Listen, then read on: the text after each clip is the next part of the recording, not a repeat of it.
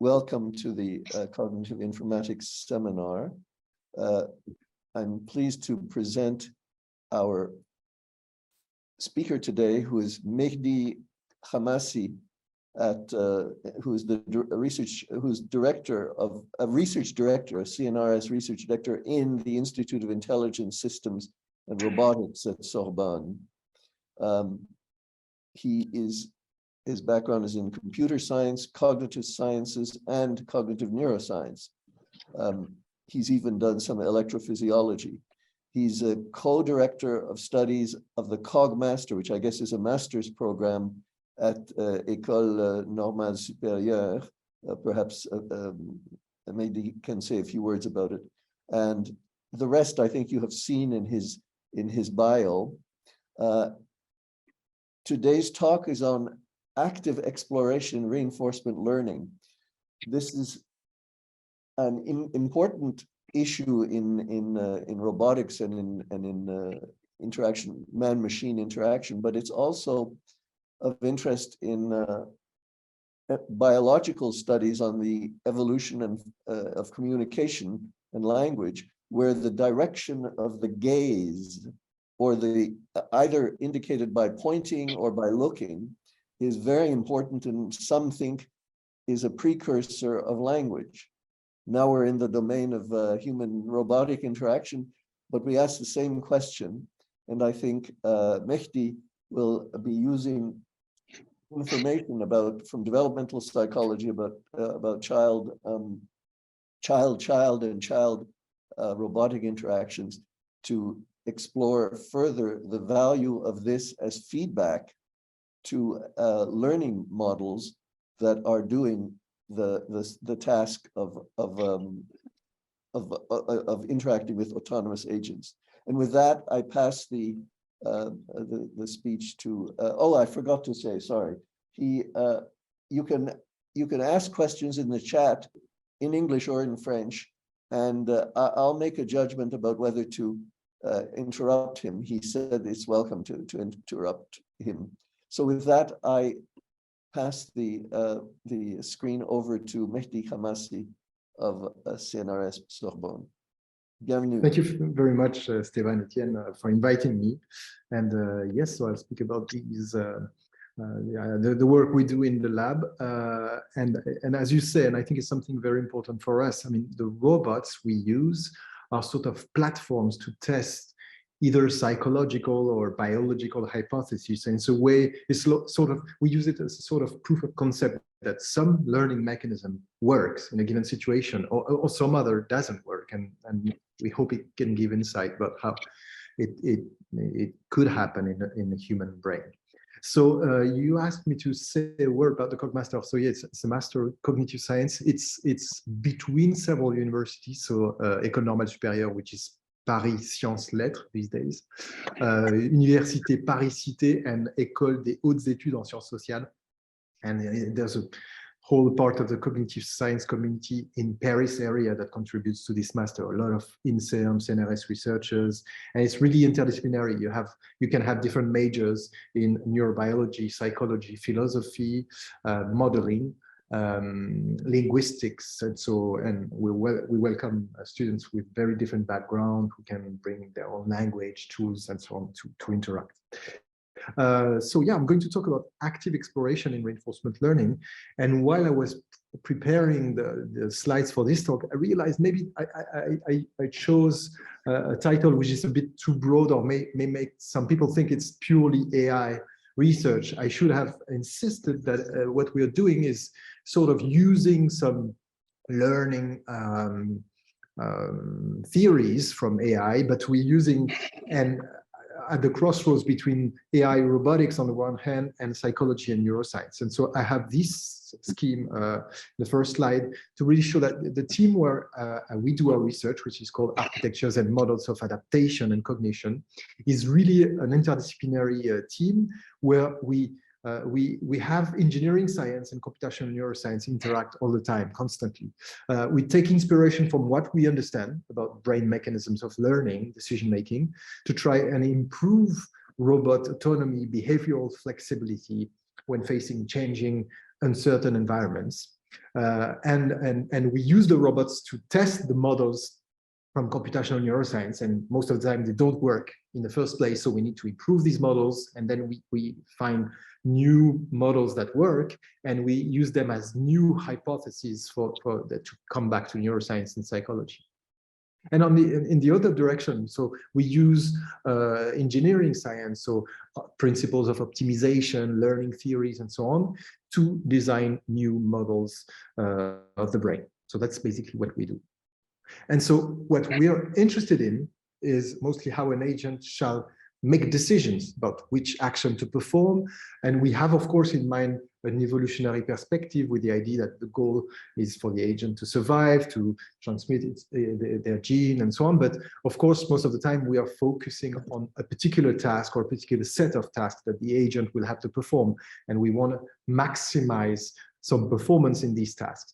And so reinforcement learning is a sort of trial and error learning process that shall enable to adapt this choice in order to maximize a particular reward function. Or these days, in machine learning, we sometimes talk about a cost function, but the same thing. And usually what we use is the sum of cumulative reward over some temporal horizon. So we're not only interested in just maximizing the immediate reward after performing an action, but we might perform an action or a series of actions that don't yield immediately any reward, but in the long term will yield a large reward. And that's important. We want our agents to be able to learn this. So what you see is such type of function where you see that what we try to optimize is a sum from t equals 0, so the present, and until potentially an infinite horizon of RT, so that's a scalar reward that the agent can get from the environment, weighted here by first parameter, which is gamma to the power t, which is a discount factor. It's a weighting factor between 0 and 1. And it basically plays a role of giving a larger weight to short-term rewards than long-term rewards. So that's what it does. And we work in different contexts and test a lot of models in simple cases, discrete state spaces, to see in principle that the models we design work, but we also, if we want to apply them to robots, we need to test them in more continuous spaces and so on. And I'll show you one particular approach that we have, which is parameterized reinforcement learning. I'll explain in detail. And so, as I said, our approach is a neurorobotics approach where really we take inspiration as much as we can from biology, because to our knowledge, biological agents, especially mammals, are those we know with the largest flexibility in response to a variety of environments. And we test these models in robots because we don't want to just stick to simulation where it's perfectly controlled and we can get what we put in the simulation. With a real robot, you need to face uncertainty and unexpected things that you had not thought of before, and that forces you to make new hypotheses and new solutions. Okay, so when we do those simulations, in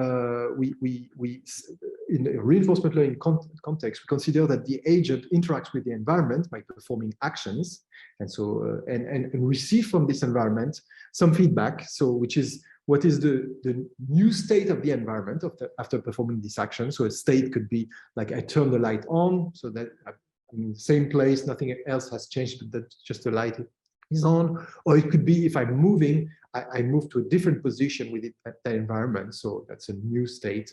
And so state can contain any relevant representation for the task at stake. And then there's a reward. Classically, it's a scalar reward, and we'll see later on, because we're talking about active exploration, and so interest for information and learning things about the world, that we can enrich such a reward function to multidimensional things. And in one example, with human-robot interaction, we'll even use some social rewards, such as mutual gaze. And the task that we will, for any problem that we want our agent to face, we'll model the task with two important functions. So one is a transition function, probabilistic function, that basically says what is the effect of each possible action in each possible state of the world. And the reward function, so that defines which state action couples will yield reward in that task and which other couples will not. So an MDP, a Markov decision process, is the way of formalizing this. It describes the problem, not the solution to that problem. And so I'm not 100% sure how familiar, I don't know at all, actually, I should say, how familiar is the audience with basic reinforcement learning and the theory and the principle. So, Stefan, could you tell me whether it's important for me to explain? It's not new to anyone, okay. But it's always best to treat it as if it were, because okay. Nobody is insulted by being told more clearly than they need. Okay, so I'll do it. And if at some point you feel like I'm explaining something which is really already known, please let me know and I'll skip it. So here is an example of very simple task that we can model as an MDP, where you have, so it's very abstract task. You have 3 different states, S0, S1, S2, and you have 2 possible actions, A0 and A1, and then you define probabilities of transition between states as a function of these actions. So it's a stochastic Markov decision process, and you see some probabilities are 0.5, some are 1, and so on. And you could add to this that, for example, in S2, if you perform, let's say, A1, then you could have a reward. So the goal for the agent is to go to S2 and then perform A1, and that's what the agent will learn by trial and error. So a deterministic problem is just a special case of stochastic problem. And you see here that our transition function defines those probabilities of arriving in particular states as a function of previous state action coupled. So temporal-difference learning is one family of solutions to this, where the agent will learn locally what are the values in each state and the values of each action in each state. So just learning the value of a state is usually performed, it's called V-learning, or it's performed, for example, in actor-critic models. But in Q-learning algorithms, the Q-learning algorithm, which is very popular, you see that you learn directly a value associated to a state action couple. And the idea is to learn locally by repeating actions and observing the consequences in terms of new state and reward, and learning as a function of a reward prediction error delta. And you see here in these equations how delta is a function of the reward the agent gets from the environment, but not only. In addition to that, there is a difference between 2 consecutive estimations of the value with the future expectation weighted by this discount factor, so that even performing an action that does not yet yield a reward, but leads to a state where I expect a lot of, I have a high value expectation, so I feel I'm going to get some reward soon, can become reinforcing in itself, can produce a positive delta. And this delta will be weighted by learning rate, alpha, to update the value in each state, and update also, I've not shown it here, but update the probability of actions. So what I want to emphasize now are how to treat exploration-exploitation trade-off in the decision-making process for these agents. So classical methods include a fixed exploration rate, and that can be either epsilon grady. So you have an epsilon, a proportion of time, could be like 1% of the time, where the agent chooses something randomly, and the rest of the time it would choose the action with the highest value. There's another strategy which is very famous and we use a lot, which consists in selecting actions proportionally to their values, but still keeping some stochasticity. So it's a Boltzmann softmax function where the probability of selecting action A in state S is an exponential of the value of that action. And so it's a normalization. So you divide by the sum of the values over all actions, and then it's an exponential and the parameter, which will be important in this presentation, which is the inverse temperature beta. So beta is classically fixed to a certain value, so that's a fixed parameter. If you have a very high beta, it will be potentially infinite, that means you will always select the action with the highest value, so you will exploit. And if you choose a beta close to 0, that means you flatten the probability distribution. So it's as if you would not take into account values, and you would nearly, so if you select beta equals 0, if you choose beta equals 0, then you have equiprobable probabilities of selecting all the actions. So that's pure random exploration. And what I will show you are refinement of this process with an active random exploration. So we have ways to dynamically tune beta so that sometimes you explore more because the world has changed, for example, and sometimes you're in a very familiar environment, you always observe the same thing, so it's not worth exploring that much. And so you increase beta so as to exploit more. And you will see how it works.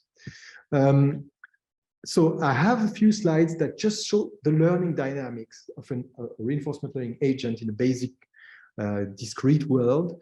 Again, these are slides I use for people who begin with this theory. So the most important thing I want to emphasize with this is that really the agent will learn locally in each state of the environment. What are the values? And so initially the agent moves randomly and doesn't get anything. So there's a lot of iterations where there's zero reinforcement signal. And once by chance the agent reaches this rewarding state at the top right of the environment, it will get a reward, which was unexpected. The values were zero. So there's a reinforcement of the value of the state where it comes from, so that I will illustrate with a color.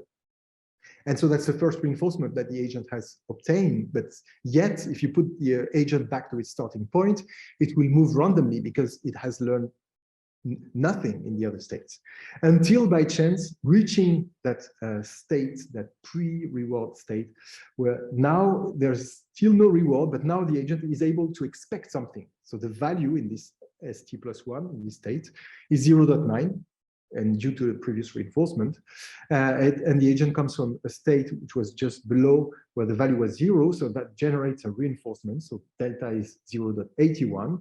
So we are going to increase the value of the state below. So again, the color. And now the agent knows what to do. It should go north. So it goes north. It gets the reward equal 1, but it partially predicted it. So the difference is with 1 minus 0.9. So there's still a small residual. It still increase a bit the value. But what I want to show you here is you see that it's through many repetitions that progressively the agent will learn a gradient of values. So it's a very slow learning process. If we have an agent that has no idea, no clue about the structure of the task and just locally reinforces values, it's going to be very, very slow.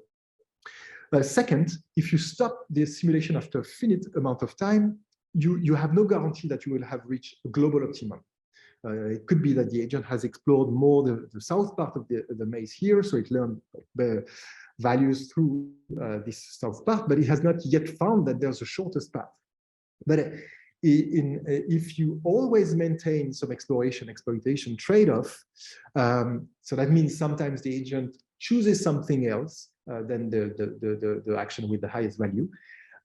Over an infinite horizon, there are some mathematical proofs that the agent will find the global optimum. And so then deciding is going towards the path where the values are the highest because they are less discounted, because there are less steps between the starting position and the reward location.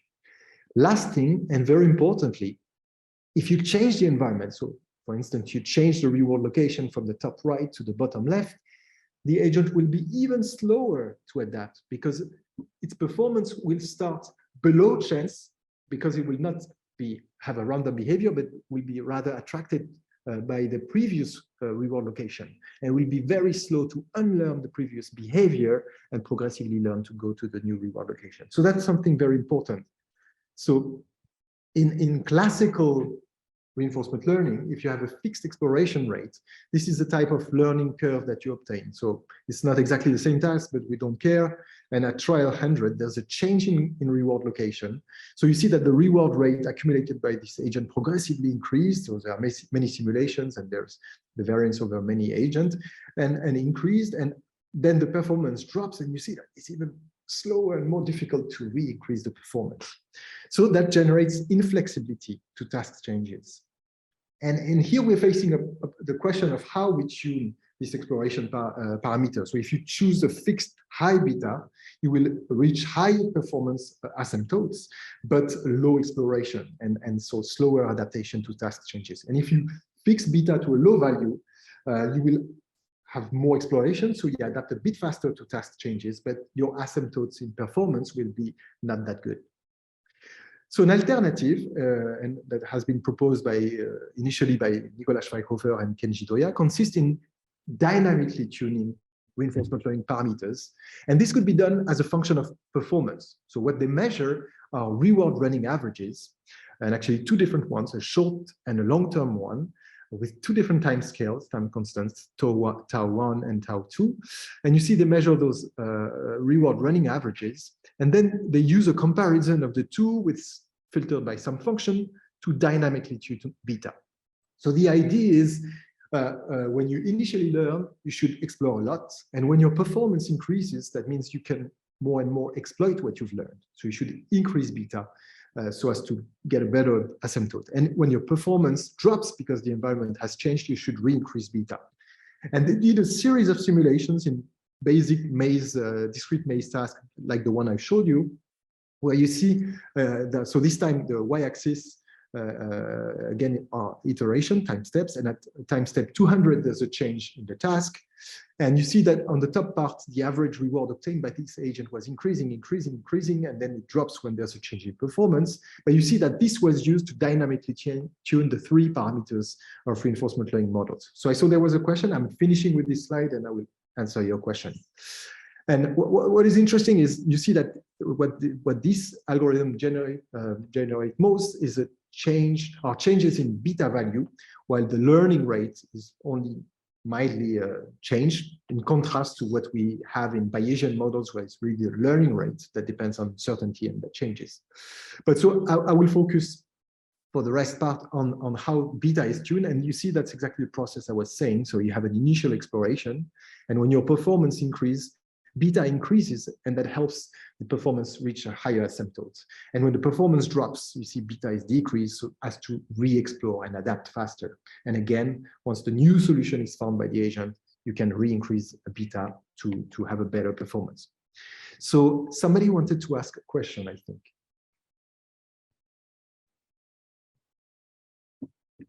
I don't think there was one. I think that was a question. Okay. So let me go on. So I have a few slides to show you how we first applied this principle to neuroscience. And actually, we were wondering, are there some brain mechanisms for such an adaptive tuning of exploration? So such an active exploration process. And I worked at that time in collaboration with Emmanuel Prosic in Lyon, and he had done a neurophysiological recordings in monkey prefrontal cortex, where they were doing a sort of problem-solving task. So they are facing a touch screen, and at each trial, there are 4 targets.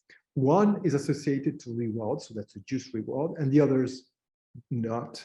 And by trial and error, the monkey will find the best target, so there's a search phase. And then during a series of trials, which are called repetition trials, the animal should just repeat what it has done, so it should exploit what it has learned. And then we switch to another block of trials. So you see at the bottom the organization of the task. So these are block of trials, and the length of these blocks depends on the performance of the animal.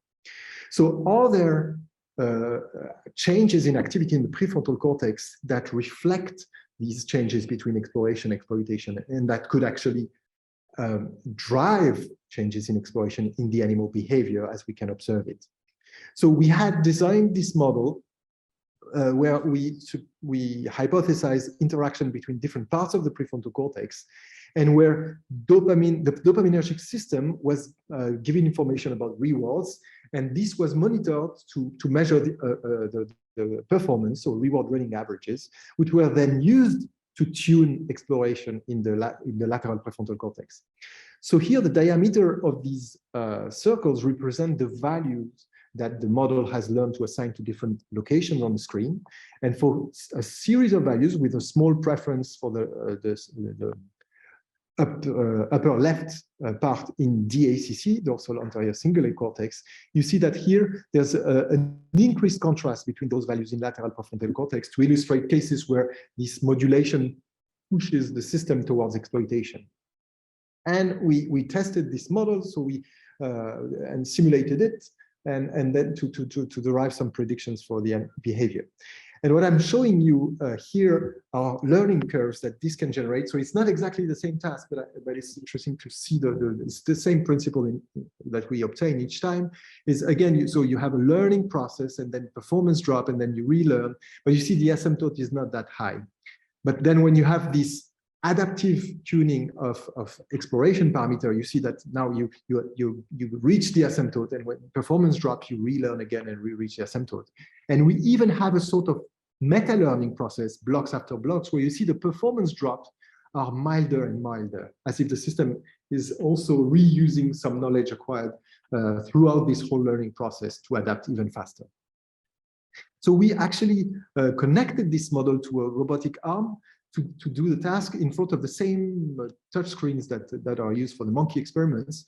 And we did a series of experiments in simulations with the real robots. We tested the hypothesis about embodiment that I'm not talking about, but just the take-home message from this slide is that we can reproduce the global behavioral properties of the monkeys with this model.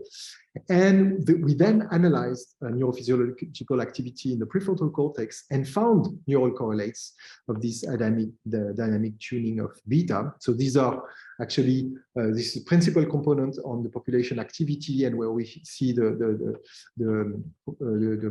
percentage of the variance, which is explained by different model variables, and we have this beta star that tunes exploration that is encoded there. So now let's apply this to robots and see if that works for real in robots, and how then we can progressively apply it to human-robot interaction, which are situations of high volatility and where the robot has to adapt, especially with children, to really changing motivations and really dynamic environment.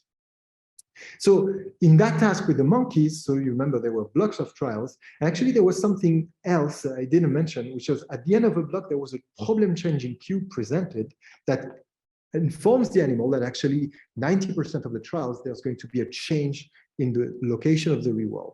And these animals are super trained, so they learn to adapt in response to this problem-changing cube. That means there's a sort of meta-learning process that you should not only dynamically tune exploration, but you can also learn that some events in the environment are regularly associated with the need to re-explore, so that you can promote re-exploration even faster.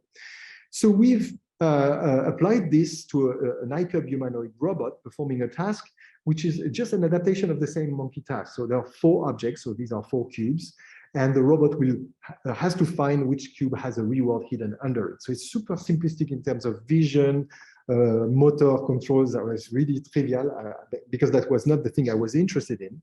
So the robot is just going to show the cube it wants, and I will show you the video. I'm in front of the robot and I will turn it. And it's very interesting because actually when you do this type of experiments, and so the robot is controlled by a neurophysiologically plausible model with a different part of the prefrontal cortex. There's a whole thing running. You have so first you have different processes that communicate through the network. So it slows down a lot the process. So it's very slow, and the video I'll show you will be accelerated as usual. But second, there's an adaptation of the experimenter to the robot. So I had to learn to turn the cube super fast enough so that the robot does not misinterpret the feedback and so on. So there's all these things around an experiment like this that probably you don't have space to write in details in the papers that it's interesting to know about. So I'm going to stop sharing this screen and now move to the video. So yeah, it's here. Put it to full screen, back to Zoom, sharing, yes. No, it's not this one. So can you see the video? Yes, it's visible, fine. Great. So as I said, it will be accelerated 4 times, that's written top right. So you see the robot sees the thing, I'm turning, no reward. Okay, so the robot will shift to another choice, no reward, nothing. So the reward is a circle hidden under the cube. Third choice, reward seen. So there's a self-generated reward. The robot repeats. So it's very simple. And then, okay, I'm going to hide this thing. So there's a cube, this board, and I'm changing the reward location. And so so what you see here is the first time the robot sees this event. So there's no meaning, there's no language. This robot is super stupid. These are just cues that are predefined to be labeled, and so that the algorithm can learn values and meta values to these cues. But then simply for the moment, what you see is the first presentation of this cue, the board, is followed by an error, because the robot chooses the same location, but the reward location has changed. And because this repeats, this happens many times, this cue will be associated to predict errors, and so will be associated to the need to re-explore. That's what happens in the algorithm. Actually, I showed the video before showing the equation, but I will get back to it after. So you see, after then the robot relearns and so on. After several presentations, so the reward is there, I present the cue, and there's a reset in the model of exploration. And now you see directly after this, the robot will shift to a different choice. So it has faster shifted to exploration. So I'm not pretending this is smart robot. It's very simple, but you see that this super simple mechanism and process is sufficient to improve the performance. No, where is my slides? This one. Sufficient to get a better performance in a robot that has to interact with humans. And I want to insist that the time scale of adaptation during human-robot interaction is not the same time scale as when you run a machine learning algorithm on a big data set, where you have a lot of time, you can let the computer run for the whole night. Here, you want the robot to adapt within a few trials, otherwise the experiment will become boring for the human. So it has to be fast adaptation. So these are examples of what the robot was seeing. So you see, these are just configuration of the environment that I pre-tuned so that they are recognized as different cues. The C case was predefined as a reward with a scalar reward of 1 and 0 the rest of the time. So we could, there's no meaning of the reward for the robot there. And you see the configurations of my hand or the board are seen as different cues. And the mechanism here, in addition, was like the algorithm was learning meta values. So presenting a cue and seeing that there has been a change in the average, the reward running average, so a drop in performance, errors following that cue will decrease that the meta value. So you see an example of one experiment in figure A and the average over many experiments in figure B. And so the board, and actually the hands have not shown this, but only the board is important. You see progressively, because it's always followed. So you see that progressively the red curve, so the meta value of the board decreases until getting below a threshold, which is an indication for the robot. It should re-explore each time it sees this ingredient. So I've shown you this video. So that was the first very simple thing. So it's still discrete reinforcement learning, simple visual system, simple motor control, but still online adaptation in a reasonable time scale for interaction. I have a question for you. Yes. Your adaptation as experimenter, do you think that it's as well explained by the reinforcement principle that you used for the robot, or is something else involved? Have not thought of it that well. The thing is, I verbalized what I was doing when I had to adapt. I could verbalize and discuss with my colleagues and say, okay, if I don't react fast enough, the robot thinks that it was not the correct choice, didn't get a reward, while it should have been rewarding. So yeah, because I verbalized it, I think there was a different type of adaptation. Now, nevertheless, I didn't mention it, and you give me the opportunity to do it. Because of this embodiment, actually, there were a few cases here and there where the robot misinterpreted the rewards because I didn't move the cube fast enough, or I did something else. So, and that introduced noise.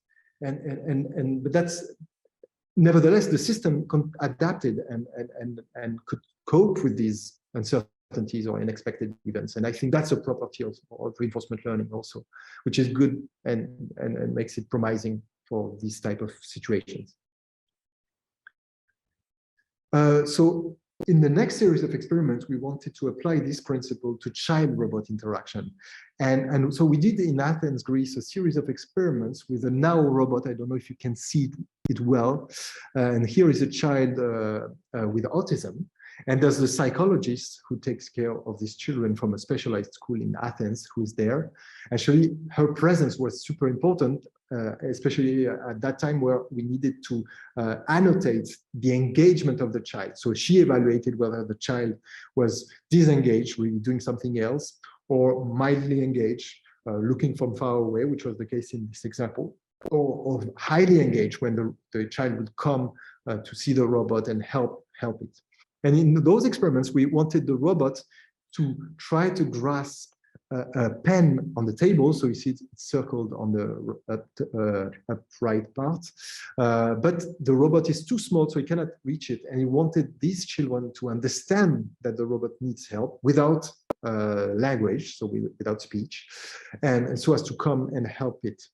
And then we had the algorithm vary the expressivity of the robot in order to try and engage the child. And we did this with reinforcement learning. So the robots could move more or less fast, could be more or less expressive. So they could bend the torso with a more or less high angle. They could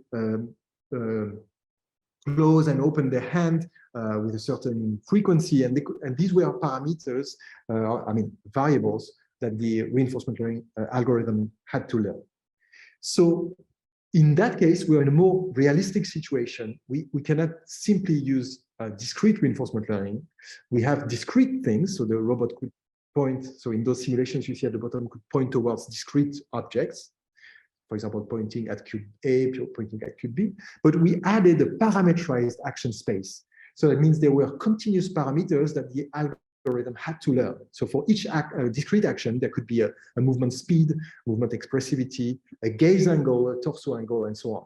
And this, I think, is very interesting and promising for robotics, because rather than working with a big continuous action space where it's very difficult to make sense and to explore because it's large space, having a discretization to which you associate continuous parameters simplifies learning, and at the same time give some structure that can and some precision in what you can learn.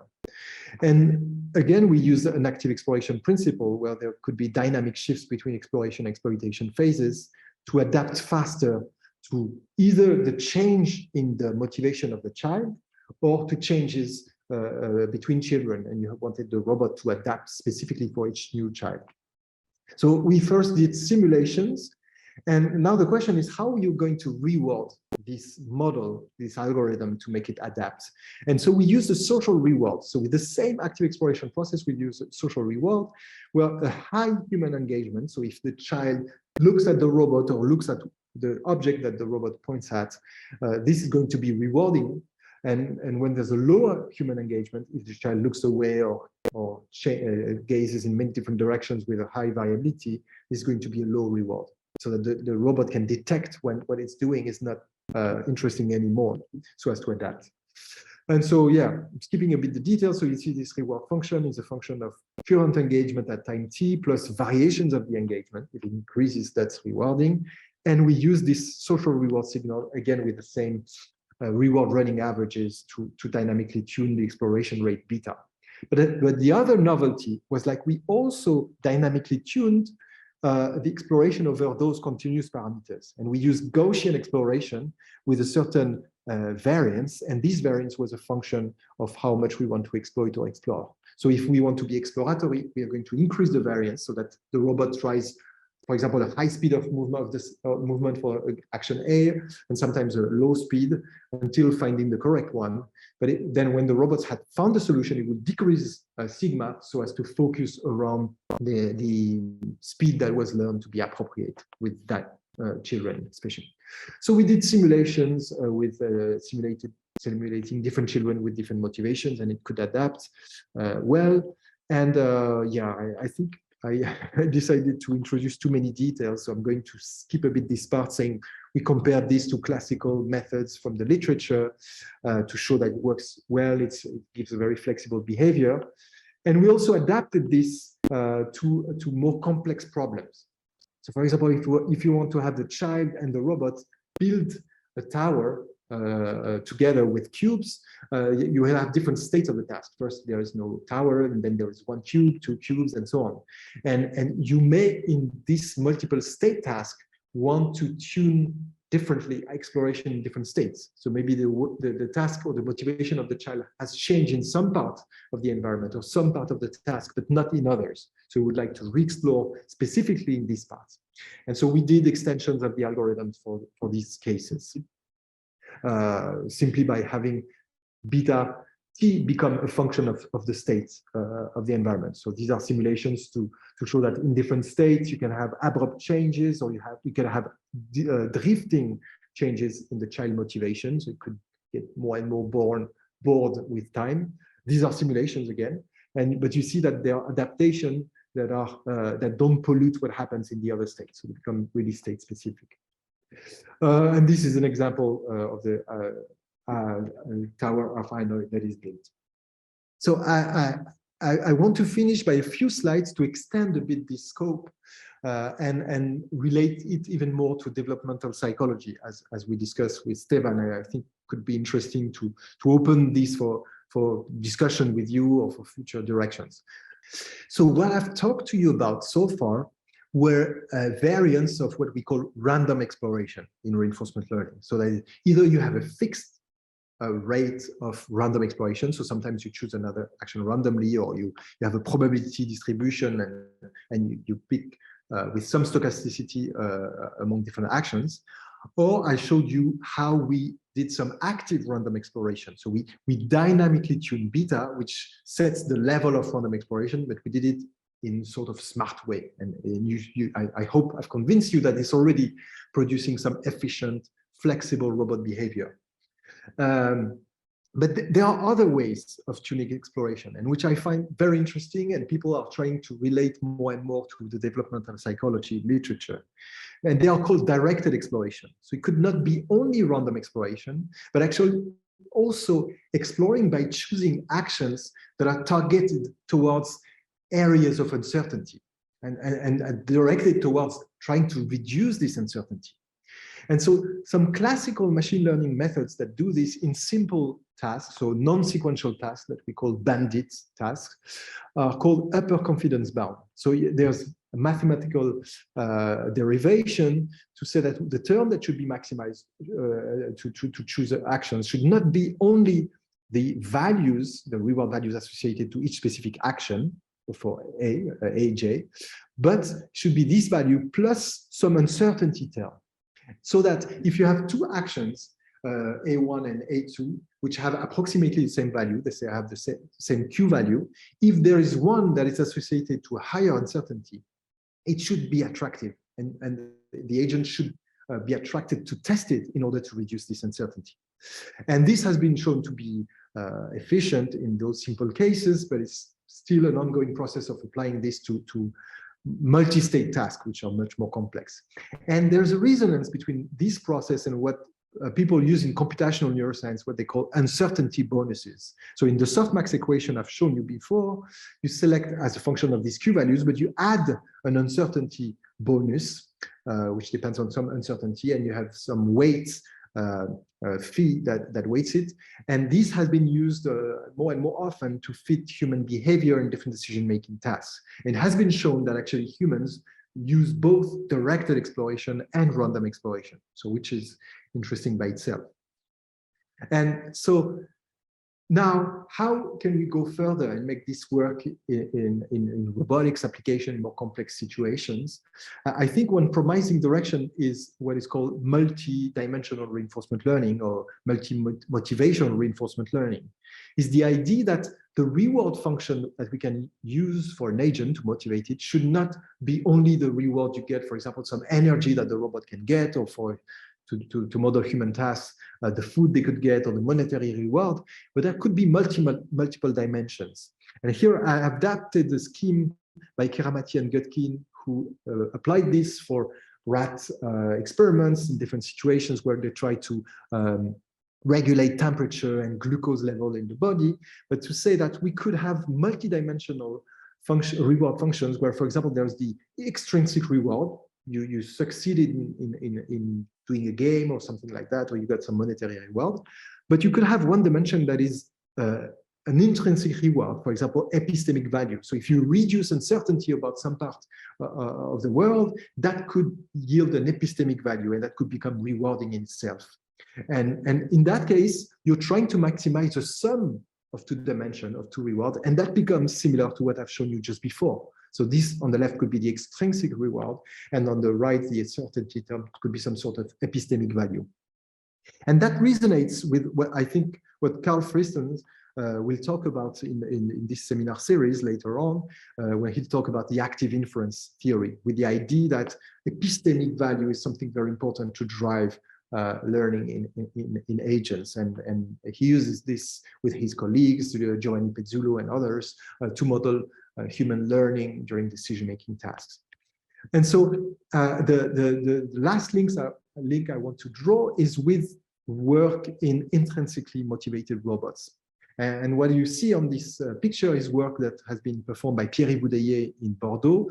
And we also working on this line of research. And I think there are strong links with the active inference theory.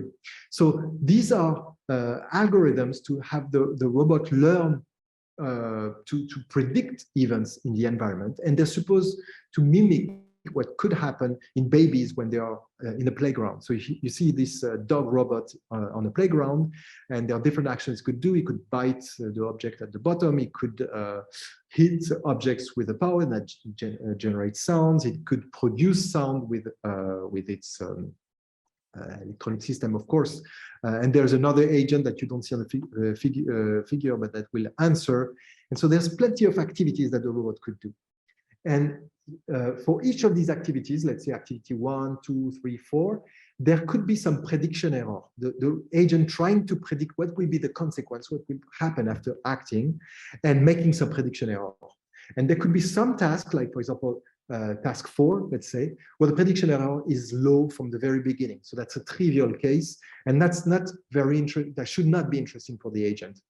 There could be some activities that are very difficult to predict, and it's difficult to reduce prediction errors, like activity 1, and that should not be interesting either. That's what Thierry Boudeillet and his colleague claim.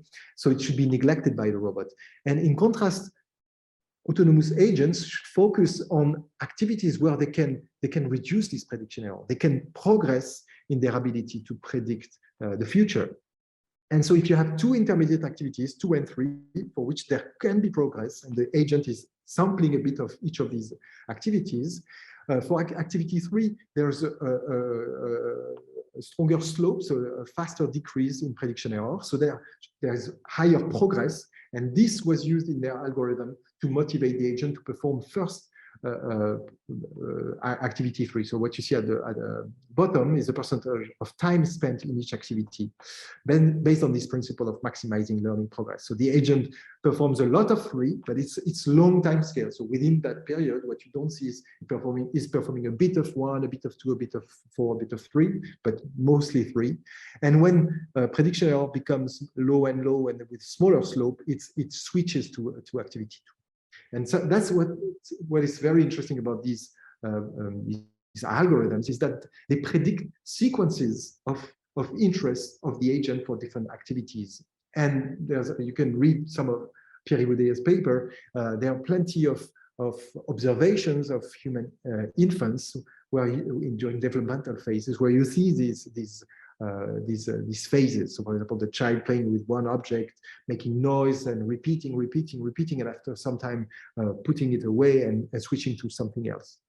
And I think this could be an interesting driving force to include in artificial agents and make them learn even better in interaction with humans. So I had, just in case, also some last slides about one experiment we did with humans, and we compared to a model, but I think it's already a lot of things I've talked to you about. So I would like to summarize what I've presented and then listen to your questions. So as you may have understood, so this talk was about active exploration in reinforcement learning. I've not talked that much about model-based and model-free reinforcement learning, whether the agent will try to build an internal model of the regularities of the task. The last slides were about this.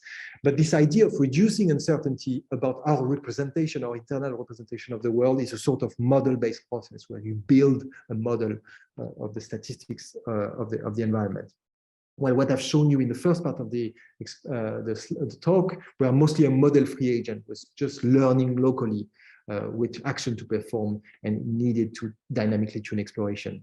So the reinforcement learning process or theory is something, the framework is something where you decompose the world into states, actions, rewards, there are transitions, and you can have more or less fast learning and flexibility depending on which method you use for learning.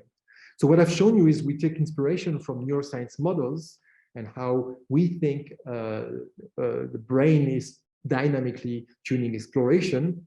And then we apply this to control robots, and especially robots that have to interact with humans and that can use social rewards to adapt. And I hope I convinced you that with what we have as active exploration algorithms, we can produce really fast adaptation that can be interesting and useful for interaction with humans, but I think they could serve as models of how humans adapt to other humans.